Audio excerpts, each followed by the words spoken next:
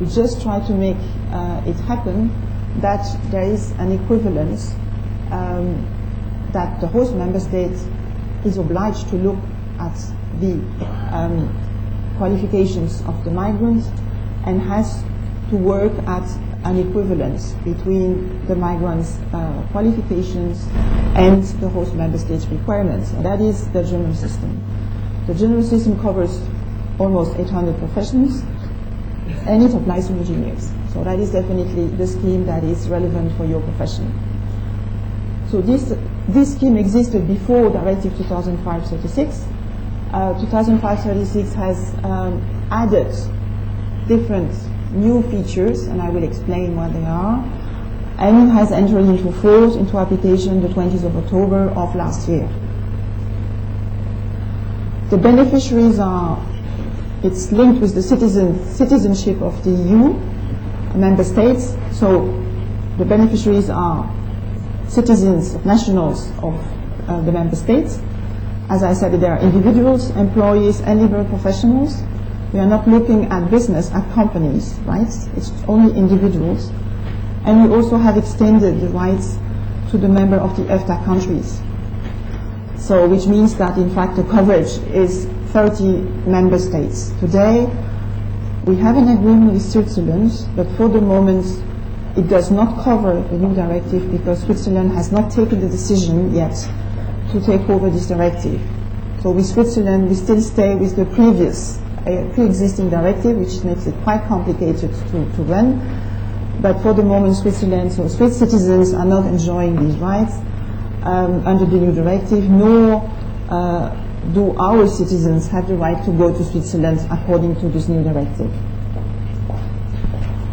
So there are two possibilities under Directive 2 regime in order to practice a profession in other member states.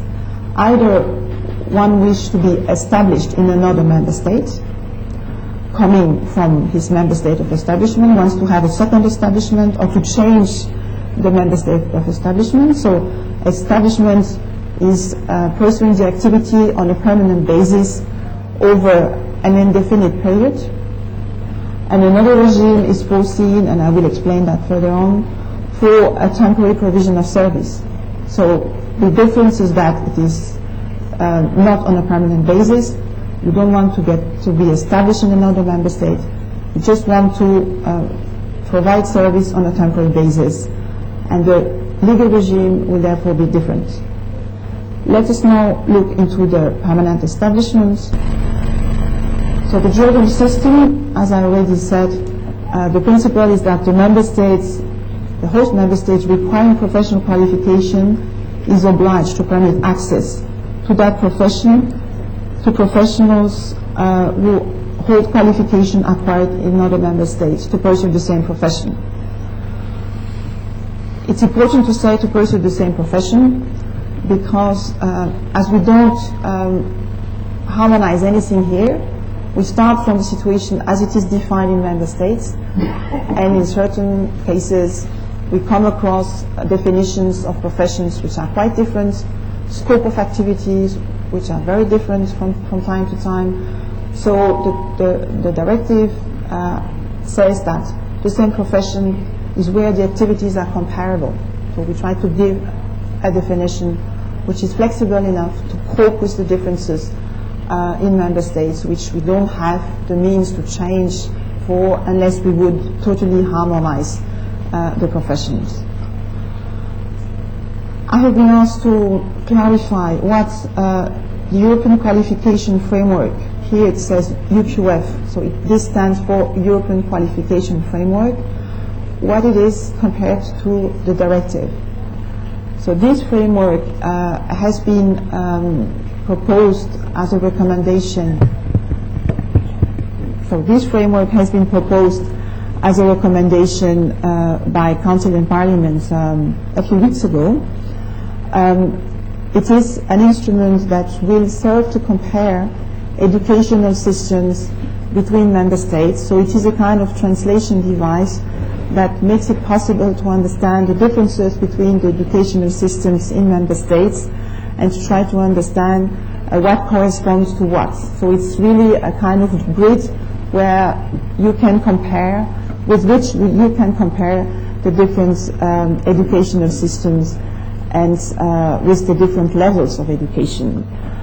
When it comes to legislation, there is only the directive. The directive is binding on member states who are requiring to have a certain professional qualification to exercise a profession on their territory.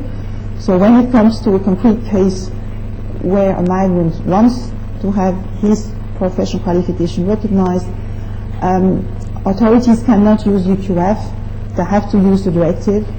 And there is a difference, because the directive, you will see, have a different way of explaining the levels and of imposing certain rules on how to compare for this equivalence purpose. And UQF has another structure, so the two cannot be mixed. And if they are mixed, I would say the results would not necessarily be at the advantage of the migrants. So therefore, the recommendation is clearly setting out that it does not affect the functioning of the directive. And therefore, I should say you should put that aside and not let you being confused by UQF. This is more addressed to Ministry of Education in order to understand the differences they have between their educational systems. So GS here stands for General System in my slides, no? Right. So the directive has imposed a procedure in order to compare the qualifications. And as I said, in order to do this comparison, the directive has defined levels of qualifications, which are based on objective and measurable criteria, which are the nature of the training. So whether it's a secondary level, whether it's a post-secondary level, whether it's a professional nature, and the duration. This qualification is only there in order to compare.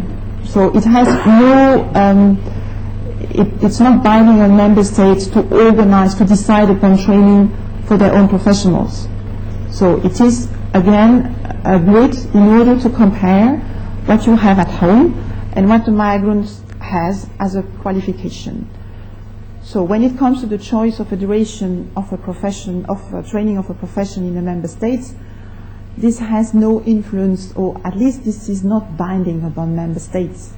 And I particularly insist on this because for the discussion about the length of training for engineers in Spain, strictly speaking, the directive is totally neutral. It does not impose anything. Of course, the mobility and how the directive defines the levels can influence the discussion, but legally speaking, this is not binding. This has no influence and does not force to go for one or the other duration. It's different for architects, it's different for the other